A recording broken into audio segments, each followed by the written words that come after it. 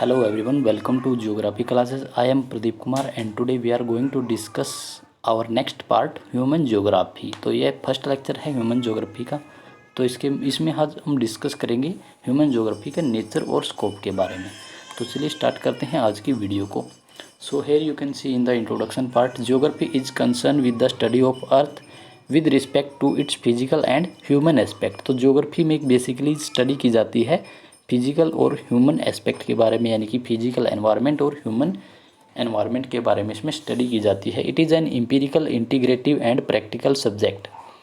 तो ये empirical integrative and practical subject है। एम्पिरिकल मतलब होता है प्रयोगशील, यानी कि कोई भी जो प्रयोग है हम करके देखते हैं। इंटीग्रेटिव का मतलब है यहाँ पर अंतर संबंध, यानी कि दूसरे सब्जेक्ट के साथ या दूसरी फील्ड के साथ इसको जोड़ के स्टडी की जाती है। और प्रैक्टिकल का मतलब यानी कि जो भी हम प्रैक्टिकल तैयार करते हैं ज्योग्राफी में, तो ये एक प्रैक्टिकल सब्जेक्ट भी है। And study each and every event और phenomena with varies over space and time. और हर एक फिनोमेना की इसमें स्टडी की जाती है जो स्पेस और टाइम के अकॉर्डिंग डिफरेंट है या वेरी करते हैं। यानी कि एक एरिया हमारे पास ये रीजन है और एक ये रीजन है, तो इन रीजन में क्या सिमिलैरिटी है या क्या डिफरेंसेस है, और टाइम के अकॉर्डिंग इसकी फॉर्मेशन किस तरह से हुई है, या यानी कि यहाँ पर जो प्रोसेसेस काम कर रही हैं वो सेम है या अलग अलग हैं। अलग हैं तो वो कितने टाइम के बाद अलग हुई, या सेम है तो वो किस तरह से एक दूसरे के साथ जुड़ी हुई हैं। इन सभी की स्टडी भी इसमें की जाती है। इसके बाद नेक्स्ट हम देखते हैं टाइप्स ऑफ ज्योग्राफी। तो हमने पहले भी डिस्कस किया था कि जो ज्योग्राफी है उसको बेसिकली 2 पार्ट्स में डिवाइड किया जाता है। First part is physical and second is human geography. So physical geography concern with its study of physical feature found on earth, जैसे माउंटेन है, क्लाइमेट है, या फिर नेचुरल वेजिटेशन है, फॉरेस्ट है, या रिलीफ फीचर जितने भी देखने को मिलते हैं, इन सभी की जो स्टडी होगी वो क्या होगी, फिजिकल ज्योग्राफी या फिजिकल फीचर की स्टडी, जिसको हम फिजिकल ज्योग्राफी में काउंट करेंगे। दूसरी जो यहाँ पर स्टडी है वो है human geography is the study of Mankind over surface of the earth, यानी कि ह्यूमन बीइंग की जो स्टडी की जाती है, जो कि सरफेस ऑफ द अर्थ यानी कि पृथ्वी के धरातल पर रहने वाले मनुष्य हैं, उनका अध्ययन किस में किया जाएगा, ह्यूमन ज्योग्राफी में किया जाएगा। तो ये ह्यूमन ज्योग्राफी है और फिजिकल ज्योग्राफी। इसके बाद नेक्स्ट जो है यहाँ पर डेफिनेशन ऑफ ह्यूमन ज्योग्राफी। तो यहाँ पर कुछ डेफिनेशन दी गई हैं। इसमें फर्स्ट है L D. Stamp, define geography as the description of earth as abode of human being. जो पृथ्वी है वो मानव का घर है, यानी कि मानव का वासस्थान है, और इस वासस्थान का अध्ययन ही हमें क्या कहलाता है, भूगोल कहलाता है। जब हम इसको स्टडी करते हैं तो यही ज्योग्राफी कहलाता है। ये डेफिनेशन दी गई थी एल.डी. स्टैम्प की ज्योग्राफी की। इसके बाद सेकंड जो डेफिनेशन है, Friedrich Ratzel is known for his famous work anthropogeography. तो रेटजल को जाना जाता है उसकी एक फेमस बुक के नाम से, जिसका नाम था एंथ्रोपोजियोग्राफी, इसका टाइटल था। ये बुक लिखी गई थी 1872 से 1899 के बीच में। और इस एंथ्रोपोजियोग्राफी का मतलब होता है पॉपुलेशन से रिलेटेड या पॉपुलेशन कैरेक्टरिस्टिक्स। पॉपुलेशन की जो स्टडी की जाती है वो एंथ्रोपोजियोग्राफी कहलाती है।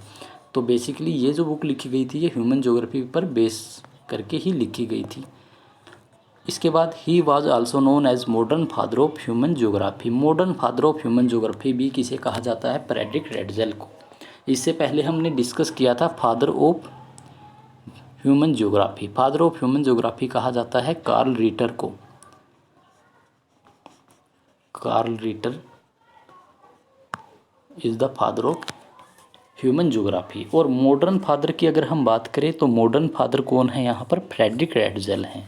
इसके बाद नेक्स्ट यहाँ पर आप देखोगे उन्होंने जो डेफिनेशन दी है, he define human geography as the synthetic study of relationship between human society and earth surface. तो अर्थ सरफेस और ह्यूमन के बीच में या ह्यूमन सोसाइटीज़ के बीच का जो रिलेशनशिप है उसकी स्टडी ही क्या कहलाती है, ह्यूमन ज्योग्राफी कहलाती है। तो यहाँ पर इसने क्लियर किया है जो सिंथेटिक स्टडी करते हैं हम रिलेशनशिप बिटवीन ह्यूमन सोसाइटी और अर्थ सरफेस के बीच में, यही हमारी ह्यूमन ज्योग्राफी कहलाती है। इसके बाद नेक्स्ट जो डेफिनेशन दी गई है वो दी है एलन चर्चिल सैम्पल ने, जो कि रेटजल की ही एक डिसिपल थी या उनकी शिष्य थी। She was a disciple of Ratzel and supporter of deterministic thought. Deterministic thought को मानने वाली थी, यानी कि जो एनवायरमेंटल डिटर्मिनिज्म का कंसेप्ट था उसको रेटजेल ने ही सबसे पहले उसको पोस्टुलेट किया था या उसको प्रतिपादित किया था। तो डिटर्मिनिज्म का जो कंसेप्ट था उसी को फॉलो करती थी एलन चर्चिल सैम्पल, जो कि रेटजेल की शिष्या भी थी। According to her, human geography is a study of changing relationship between unresting man and unstable earth. तो इसने क्या डेफिनेशन दी है ज्योग्राफी की, कि जो ज्योग्राफी है वो क्या है, एक स्टडी है जिसमें चेंजिंग रिलेशनशिप, यानी कि जो इस ह्यूमन और नेचर के जो रिलेशनशिप हैं वो लगातार चेंज हो रहे हैं। और कैसे चेंज हो रहे हैं, बिटवीन अनरेस्टिंग मैन, क्योंकि आदमी जो है वो भी एक्टिव है किसी ना किसी डेवलपमेंट में या किसी न किसी टेक्नोलॉजी को अडेप्ट करने में लगा हुआ है। और हमारी अर्थ क्या है, वो भी अनस्टेबल है, यानी कि अर्थ में भी कोई ना कोई प्रोसेस काम करती रहती हैं। तो दोनों ही यहाँ पर एक्टिव है, ह्यूमन बीइंग भी और अर्थ भी, तो दोनों को ही एक्टिव माना गया है। और इनके बीच का जो रिलेशन है वो लगातार चेंज हो रहा है। इस चेंजिंग रिलेशन की स्टडी ही क्या कहलाती है, मानव भूगोल कहलाती है। This definition is given by Ellen Churchill Semple, जो कि अमेरिकन जियोग्राफर थी। इसके बाद नेक्स्ट जो डेफिनेशन दी गई है विडाल डिला ब्लास के द्वारा। Vidal de la Blache was a French geographer, और उनको जाना जाता है उनकी जो फेमस बुक थी प्रिंसिपल दी जियोग्राफी ह्यूमेन। ये इस बुक का टाइटल था, प्रिंसिपल दी जियोग्राफी ह्यूमेन। तो इस बुक में उन्होंने क्या बताया या क्या डेफिनेशन दी थी, उसमें देखो, according to him human geography offer a new conception of interrelationship between earth and man. Man और अर्थ के बीच में एक नए कंसेप्ट को इंटर रिलेशन या इनके बीच का जो रिलेशनशिप है एक नए कंसेप्ट की तरह उसको समझना ही भूगोल कहलाता है। A more synthetic knowledge of physical law governing our earth. एक ऐसी नॉलेज जिसमें हमें ये पता चले कि कौन कौन से फिजिकल लॉ हैं या फिजिकल जो फीचर हैं वो किस तरह से हमारी अर्थ को गवर्न करते हैं या कंट्रोल करते हैं। Of relation between living thing which inhabit it, यानी कि जो हमारी अर्थ पर जितने भी प्रोसेस काम कर रही हैं उनके बीच में, और यहाँ पर रहने वाले जितने भी जीव हैं, लिविंग थिंग है या जो भी इसके निवासी हैं, इनके बीच का जो रिलेशनशिप है उसकी स्टडी ही मानव भूगोल में इंक्लूड की जाती है। तो ये डेफिनेशन दी गई थी विडाल डिला ब्लास के द्वारा। इनकी जो बुक थी प्रिंसिपल डी ह्यूमन ज्योग्राफी, ये काफ़ी इंपॉर्टेंट बुक है जो अक्सर एग्ज़ाम में पूछी जाती है। इसके बाद नेक्स्ट हम बात करते हैं nature of human geography. Human geography की नेचर क्या है। तो ह्यूमन ज्योग्राफी की जो नेचर है वो कैसी है, डायनामिक नेचर, यानी कि ये लगातार चेंज होती रहती है। अर्ली पीरियड में जो डेवलपमेंट फेज़ थी वो काफ़ी लो थी, उसके बाद जैसे जैसे डेवलपमेंट बढ़ी तो हमारी जो नेचर थी वो भी चेंज होनी स्टार्ट हो गई। तो इसी को हम नेचर कहते हैं, और नेचर को हम डिस्क्राइब करेंगे यहाँ पर। Human geography study the inter relationship between the physical environment and socio cultural environment. तो जो ह्यूमन ज्योग्राफी है उसमें हम क्या स्टडी करते हैं, रिलेशनशिप को स्टडी करते हैं फिजिकल एनवायरनमेंट के और सोशियो कल्चरल एनवायरनमेंट जो कि ह्यूमन बीइंग के द्वारा क्रिएट किया गया है। इसका जो भी म्यूचुअल इंटरेक्शन होता है या जो भी इन दोनों के बीच में इंटरेक्शन होता है उसकी स्टडी को ह्यूमन ज्योग्राफी में हम स्टडी करते हैं। तो यहाँ पर जो एलिमेंट है फिजिकल एनवायरनमेंट के वो कौन कौन से हैं, यहाँ पर landform, soil, climate, water, natural vegetation, diversion, fauna and flora. तो ये सारे के सारे जो एलिमेंट हैं वो हैं आपके डायरेक्ट रिलेटेड हैं फिजिकल ज्योग्राफी से, यानी कि इनको कह सकते हैं एलिमेंट ऑफ फिजिकल ज्योग्राफी। दूसरी तरफ जो एलिमेंट दिए गए हैं वो है ह्यूमन ज्योग्राफी के एलिमेंट, जैसे कि मैन मेड जितने भी फीचर हमें देखने को मिलते हैं, जैसे कि हाउसेज हैं, विलेज हैं, city, road, rail network, industries, farm, port, item of our daily use and all other element of material culture which have been created by human being. जितने भी जो मटेरियल हैं जो ह्यूमन बीइंग के द्वारा create किए गए हैं उन सभी को हम क्या कहेंगे, element of human geography. Man made जितने भी फीचर हैं या जितने भी रिसोर्स हम यूज़ करते हैं उनको कन्वर्ट करके तो वो हो जाएंगे ह्यूमन ज्योग्राफी के एलिमेंट। इसके बाद नेक्स्ट जो है यहाँ पर वो है Man has modified his physical environment to a great extent and at the same time he has modified his lifestyle। तो आदमी ने क्या किया है, मॉडिफाई किया है, फिर जो फिजिकल एनवायरनमेंट है उसको काफ़ी हद तक उसने चेंज करने की कोशिश की है, यानी कि अपने अकॉर्डिंग उसको ढालने की कोशिश की है। तो इस इसके अलावा उसने क्या किया है, अपनी लाइफस्टाइल को भी मॉडिफाई किया है।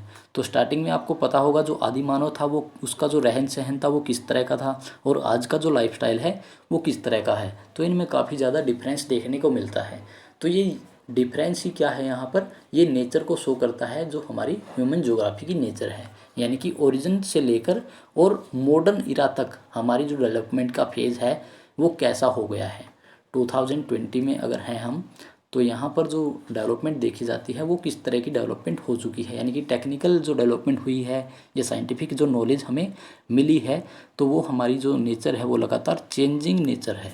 इसके बाद नेक्स्ट जो कंसेप्ट है यहाँ पर, naturalisation of human and humanisation of nature. तो नेचुरलाइजेशन और ह्यूमनाइजेशन ऑफ नेचर को समझने के लिए हमें कुछ कंसेप्ट को समझना होगा। तो सबसे पहले हम बात करते हैं हमारी अर्ली एज की। अर्ली एज में जैसे ही ह्यूमन बीइंग का बर्थ हुआ, तो बर्थ के टाइम पे उसकी जो डेवलपमेंट थी, ये जो फिजिकल एनवायरनमेंट के साथ वो इंटरेक्शन करता था, वो काफ़ी लो टेक्नोलॉजी के साथ करता था, यानी कि उसके पास कोई टेक्नोलॉजी नहीं होती थी।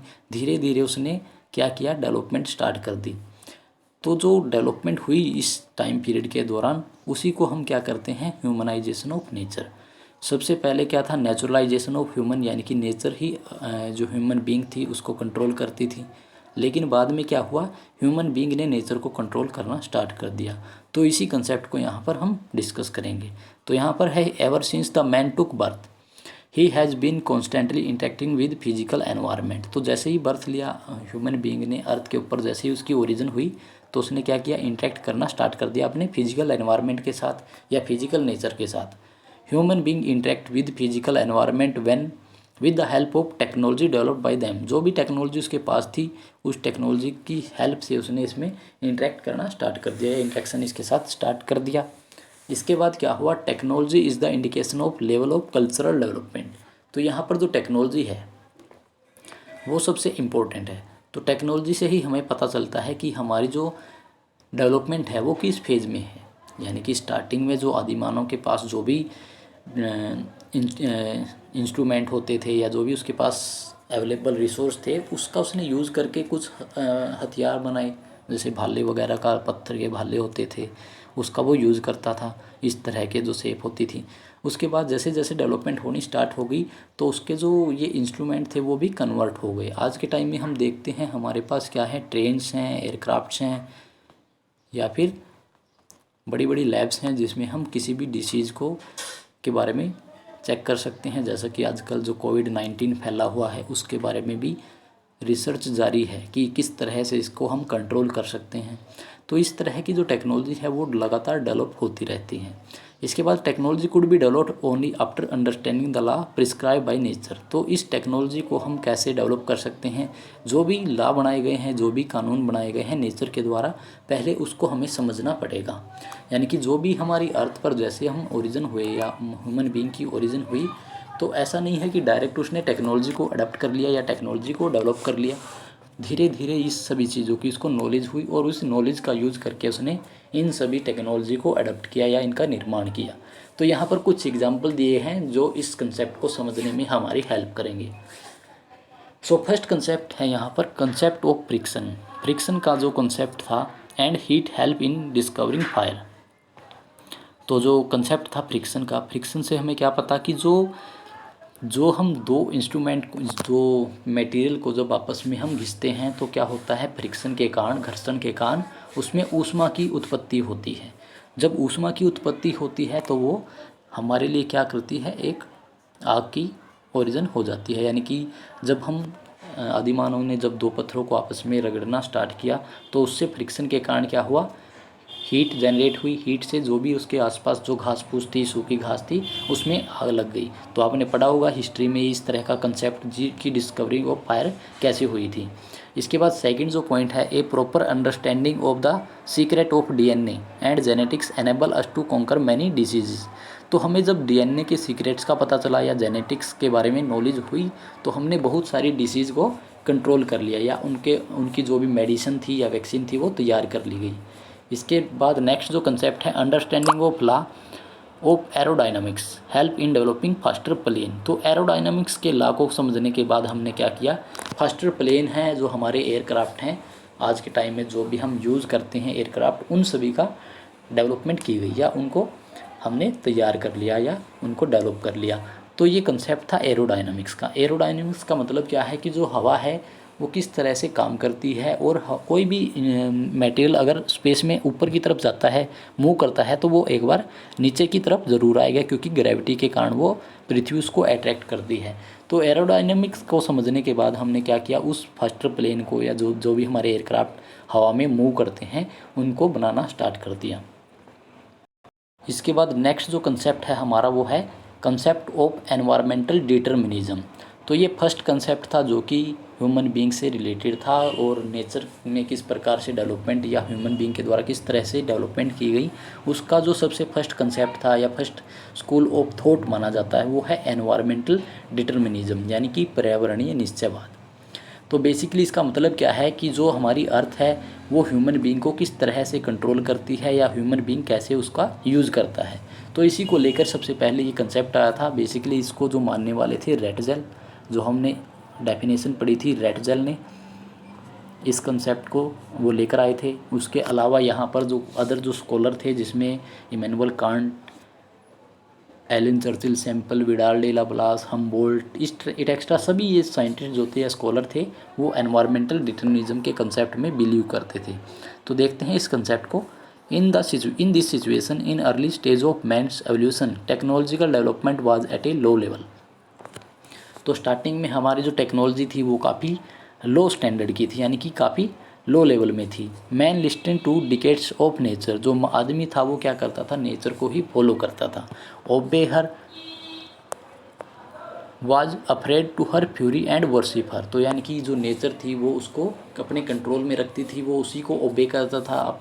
जब अफ्रेड होता था, जैसे कि फ्लड आती थी या फॉरेस्ट फायर होती थी, अर्थक्वेक होता था, तो वो डर जाता था, घबराता था और वर्शिप करता था, यानी कि इसकी पूजा भी करता था।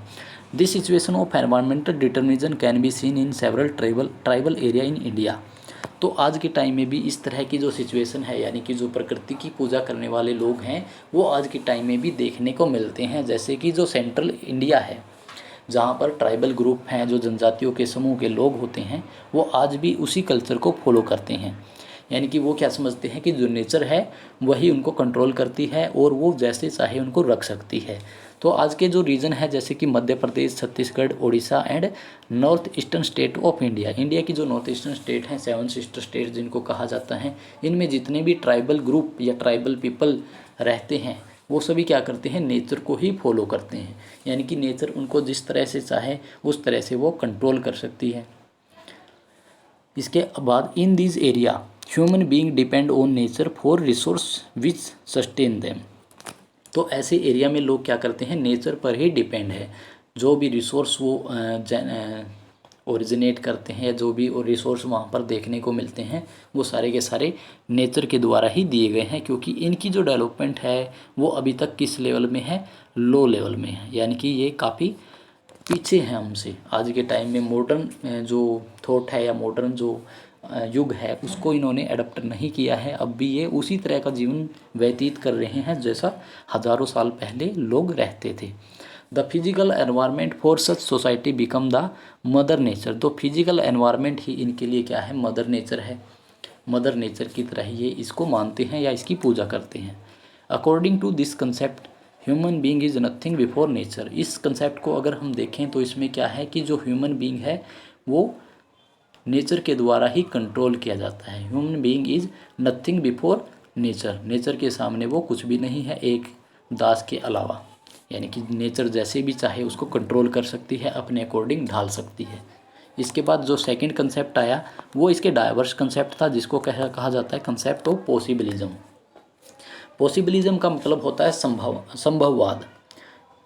तो संभववाद का मतलब क्या है कि जो नेचर है ह्यूमन बीइंग को कंट्रोल कर रही है, उसके खिलाफ ये कंसेप्ट था। इसमें कहा गया कि जो ह्यूमन बीइंग है वो अपनी माइंड का यूज़ करके या अपनी मेंटल एबिलिटी का यूज़ करके नेचर को चेंज कर सकता है। यानी कि ऐसा ज़रूरी नहीं है कि जो नेचर ने हमारे लिए जो भी रिसोर्स हमें प्रोवाइड कराए हैं वो रिसोर्स हम ऐसे ही यूज़ करें। हम उनको मॉडिफाई कर सकते हैं, उनको किसी भी फेज़ में बदल सकते हैं, क्योंकि हमारे पास क्या है, माइंड है, ब्रेन है हमारे पास, टेक्नोलॉजी है हमारे पास। तो इसका यूज़ करके हम इन सभी चीज़ों को चेंज कर सकते हैं। तो देखते हैं इस कंसेप्ट में क्या कहा गया है। With the passage of time बीतने के साथ human start understanding their environment and took natural force which attract there activity. तो जैसे जैसे टाइम बीता तो ह्यूमन बीइंग को क्या हुआ, उसने एनवायरनमेंट को समझना स्टार्ट कर दिया कि जो एनवायरनमेंट है वो किस तरह से काम करता है और उसका जो इफ़ेक्ट है वो किस प्रकार से हमारी एक्टिविटी पर देखने को मिलता है। With as the social and cultural development took place, तो जैसे जैसे सोशल और कल्चरल डेवलपमेंट होनी स्टार्ट हुई तो उसके बाद क्या हुआ, more efficient technology was develop. एक अच्छी टेक्नोलॉजी या जो मोर एफिशिएंट टेक्नोलॉजी थी उसको यहाँ पर एडप्ट करना स्टार्ट कर दिया गया ह्यूमन बीइंग के द्वारा। तो धीरे धीरे डेवलपमेंट यानी कि स्टार्ट हो गई। Consequently human shifted from the state of necessity to state of freedom. और जो ह्यूमन बीइंग था वो शिफ्ट हो गया एक स्टेट ऑफ नेसेसिटी की बजाय स्टेट ऑफ फ्रीडम में। यानी कि जो ज़रूरत होती थी वो उसी पर डिपेंड होता था, लेकिन अब क्या है, वो आज़ाद है, अपनी जो भी ज़रूरत है उसको वो किसी भी तरह से उसका यूज़ कर सकता है। वो फ्री हो गया एक तरह से नेचर से। Of they started making better use of resources. तो यूज़ जो भी रिसोर्स थे हमारे पास उनका बेटर वे में उसने यूज़ करना स्टार्ट कर दिया। Which the environment had provided them. जो भी एनवायरनमेंट से हमें रिसोर्स मिले थे उनका हम बेटर यूज़ कर सकते हैं आज के टाइम में। Imprints of human activity can be seen everywhere. Imprints या इसके जो कल्प्रिंट्स हैं वो आज के टाइम पे हम देख सकते हैं, जैसे कि विलेज हैं, फील्ड हैं, टाउन है, रोड है, रेलवे है, terrace for cultivation, mines, port, waterway, airway, satellite in space, it extra. ये सारे के सारे क्या हैं, हमारे ह्यूमन इम्प्रिंट्स देखने को मिलते हैं हमारे नेचर के ऊपर या एनवायरनमेंट पर। हमने क्या क्या डेवलप कर लिया है या क्या क्या हमने टेक्नोलॉजी को किस तरह से यूज़ करना स्टार्ट कर दिया है आज के टाइम में।